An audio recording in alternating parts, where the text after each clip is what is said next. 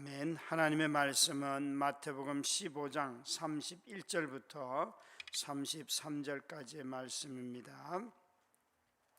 마태복음 15장 31절부터 33절까지의 말씀, 자막을 통하여서 표신성경을 통하여 함께 하나님의 말씀을 같이 읽도록 하겠습니다. 마태복음 15장 31절부터 33절입니다.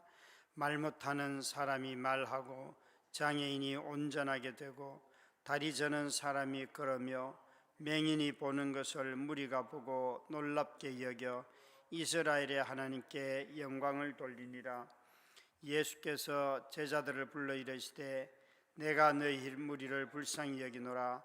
그들이 나와 함께 있은지 이미 사흘임에 먹을 것이 없도다. 길에서 기진할까 하여 굶겨 보내지 못하겠노라. 제자들이 이르되 광야에 있어 우리가 어디서 이런 무리가 배부를 만큼 떡을 얻으리까. 아멘. 때로는 목회를 하다 보면 설교보다도 그냥 먹이는 일이 먼저일 때가 참 많습니다. 가서 무슨 설교를 준비해서 갔지만 형편과 처지를 보고 난 뒤에 이건 설교보다는 이분들에게 먹을 것을 주고 함께 교제를 하고 그것이 훨씬 낫겠다 판단할 때가 많습니다. 그래서 함께 교제를 하다 보면 그분들이 어떤 신앙생활을 하는지를 알게 되고 예수님이 어떤 분인지 깨닫게 되죠. 지난주부터 저희 교회에 오신 새 가족들을 수요일 저녁이나 목요일 저녁에 1대1로 이렇게 만나서 교제를 하고 있습니다. 하다 보면 여러 사정을 가지고 와 계시고 참 우리가 겪는 이미 와 계신 분들이 겪고 있는 모든 아픔들을 동일하게 겪는 분들이 말씀은 안 하셔서 그렇지 동일하게 중복됩니다. 그래서 교제를 하다 보면 이분이 여기까지 오시고 또 믿음을 고백하는 것이 참 기적이다 이런 생각을 하게 돼요. 오늘 본문에 보시면 예수님을 찾은 분들이 전부 다 장애인들이 다 총집합하였습니다. 말 못하는 청각장애인이 있고요, 그 다음에 다리 저는 지체장애인이 있고 보지 못하는 시각장애인이 이렇게, 이 정도면 사실 우리가 만나는 대부분 장애인들의 부류에 속할 것입니다. 시각장애인, 농아인, 그리고 청각장애를 가진 분들, 지체장애를 가진 분들, 이런 분들이 다 예수님을 만나러 나와서 고침을 받았습니다. 여러분 한번 생각을 해보세요.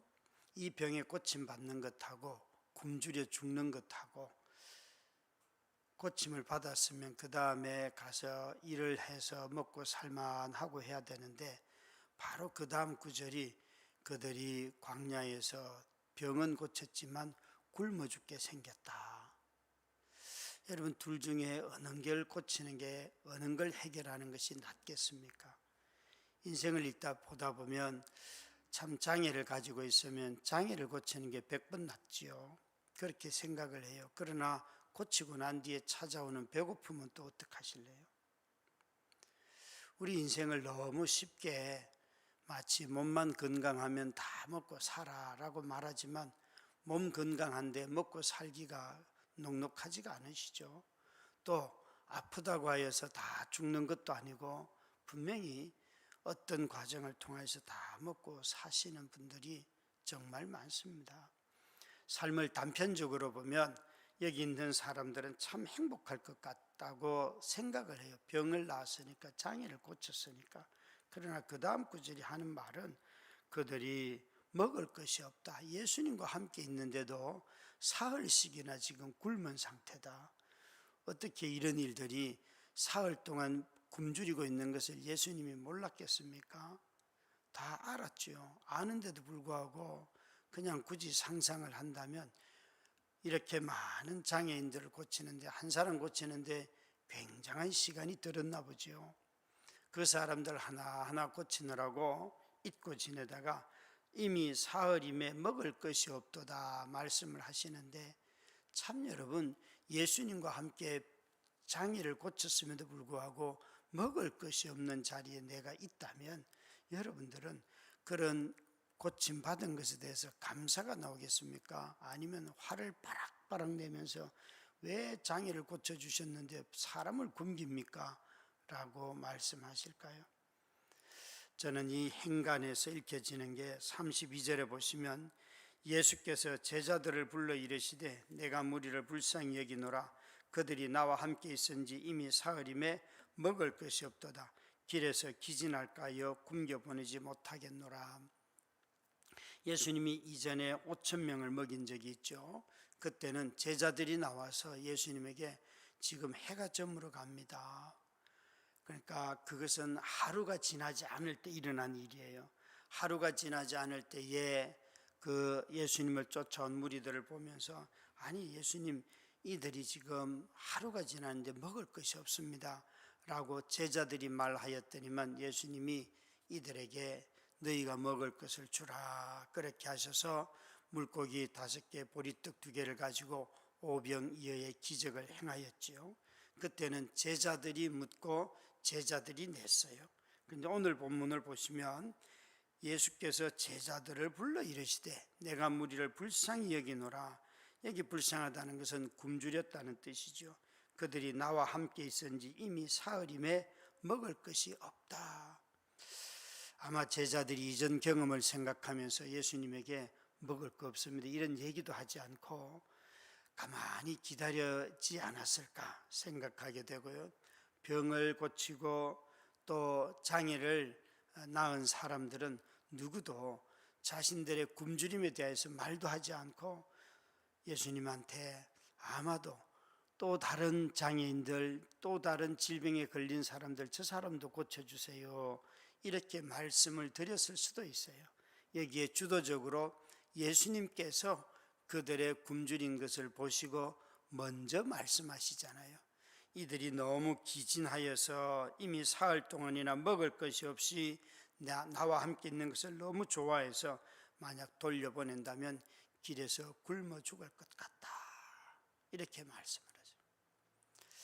참 우리가 처음 설교 전에 말씀을 드린 것처럼 설교 자체보다도 치료하고 먹이고 이런 것이 더 필요한 사람들이 있고 시대가 있습니다.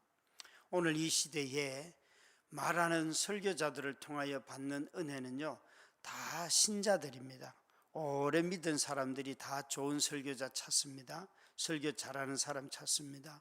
그러나 여러분 세상 사람들은 좋은 설교자 찾지 않습니다.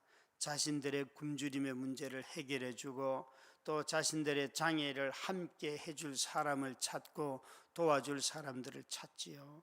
그런데 교회가 그런 사람들에게는 관심이 없고 자꾸만 목사들이 설교 잘하는 데만 관심이 있어요. 설교 잘하는 데만.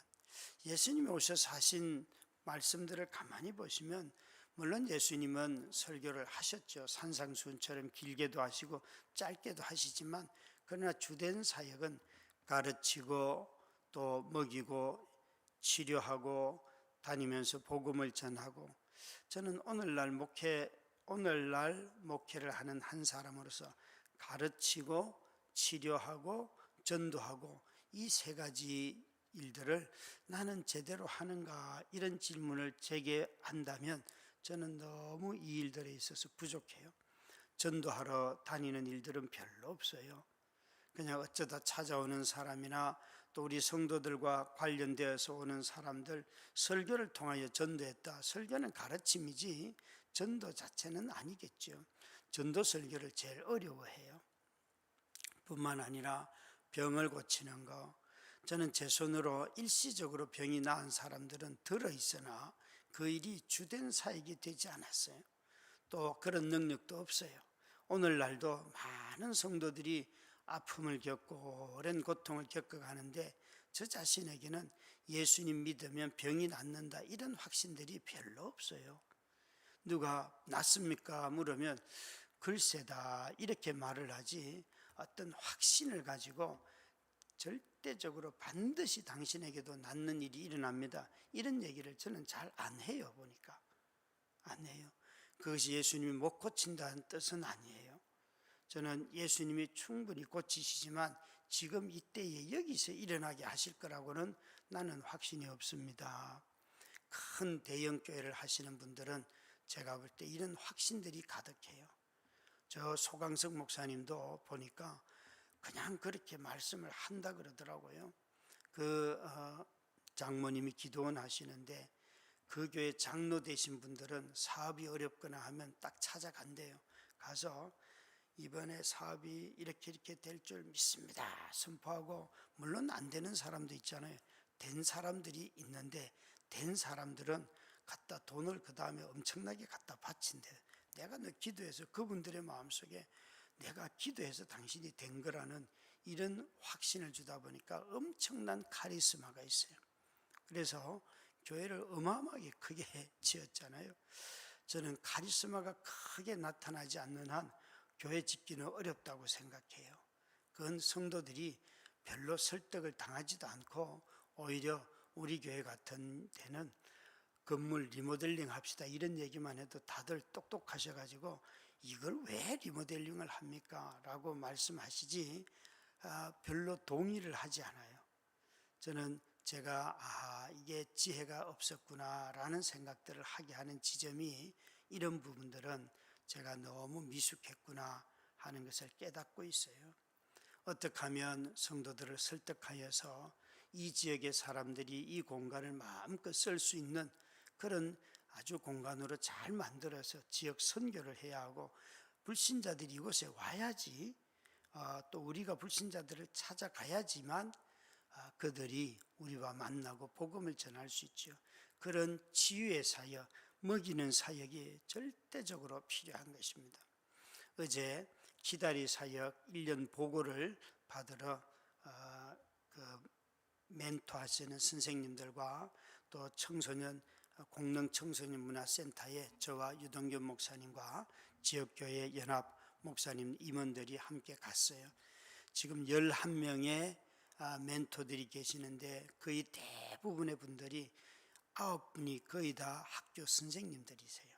학교 선생님들이 자기 학교 아이들 중에 학교에 적응 못하는 아이들을 이 프로그램을 통해서 돕고 계세요. 참 선생님들이 너무 놀랍게 헌신을 하셨는데, 한 명 한 명의 아이들을 1년 동안 저희들이 매달 드리는 장학금이 8만 원이거든요. 저희 교회에서 지난번에 드린 헌금이 한 600만 원 정도가 돼요. 그 일에 소요되는 재정이 거의 한 800만 원 정도인데, 나머지는 이제 지역교회에서 다 헌금을 하여서 함께 하였는데, 그 중에 정말 놀라운 11명의 아이들에 대해서 이렇게 보고가 종이에 올라오는데, 공부를 못하던 아이가 공부를 잘하는 아이도 있고요. 또 어떤 아이는 초등학교 6학년 때 만났는데 이제 대학생이 된 아이도 있어요.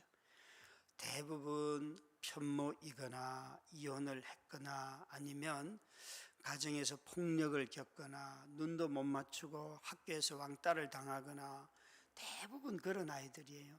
그런데 이 선생님들의 관심을 통해서 아이들이 자라고, 그 아이들이 대학을 가는 것만 있는 것이 아니라 직장에 가기도 하고, 또 아이들이 쭉 자라서 어려운데 선생님에게 졸업을 했음에도 불구하고 어려우니까 선생님에게 찾아와서 자신의 형편을 이야기하고 도움을 받기도 하고, 그러면서 그 보고된 내용이 너무 좋은 거예요.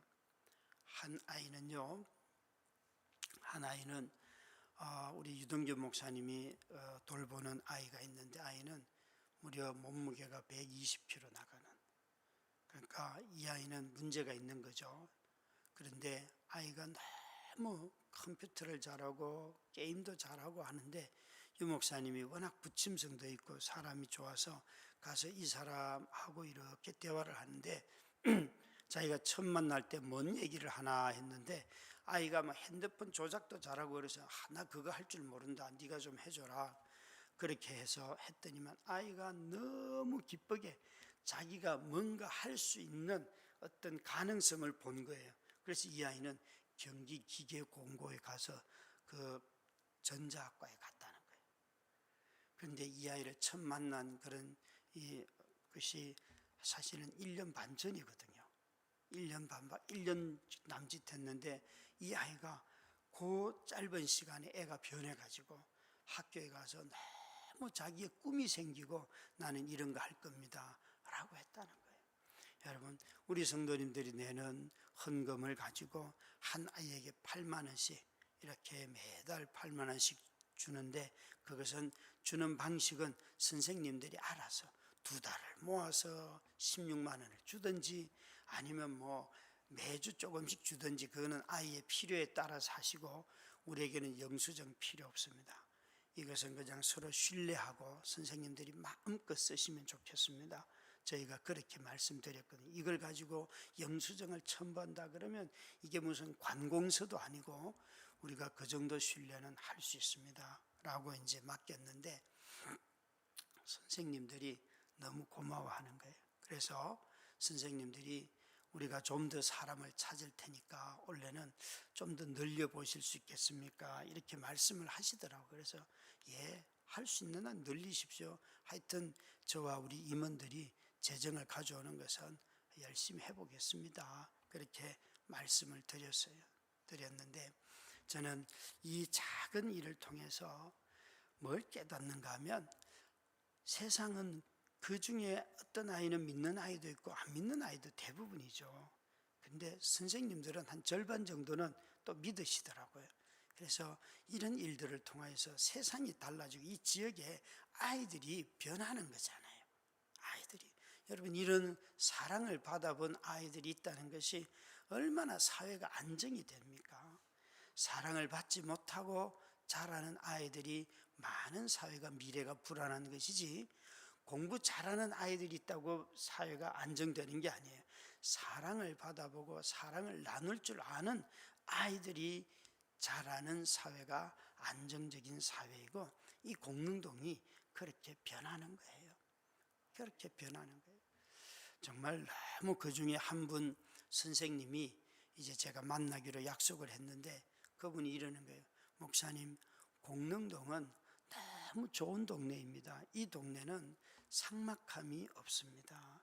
사람이 사는 냄새가 나고, 자신이 이렇게 아파트 단지에서 쓰레기를 많이 버리러 많은 쓰레기를 가지고 내려가면 누군가 와서 아이고 제가 도우면 안 될까, 이런 그 문화가 있다는 거예요. 그러면서 자기가 여기 이사해서 이 근처 학교에서 사역을 하면서 아이들을 이렇게 학생들도 만나는데 학생들이 너무 순수하다는 거예요. 그러면서 자신은 이 동네가, 다른 동네도 살아봤지만 이 동네가 너무 사람 냄새가 나서 좋습니다. 그런 말씀을 하시면서 목사님, 이 일에 동참해 주시고 마을에 이런 기운들을 주셔서 감사합니다 이러는 거예요. 근데 어제 보고 중에 유 목사님이 이런 말씀을 하셨어요. 자기가 그 아이를 만났는데 자기는 컴퓨터를 좋아하는데 이 아이가 컴퓨터 PC 무슨 그 모니터를 45만 원짜리를 사달라고 하더래. 처음에는 돈도 없는 게 이런 게 되나, 이런 생각이 마음에 들더랍니다. 그런데 그걸 사줬다는 거예요.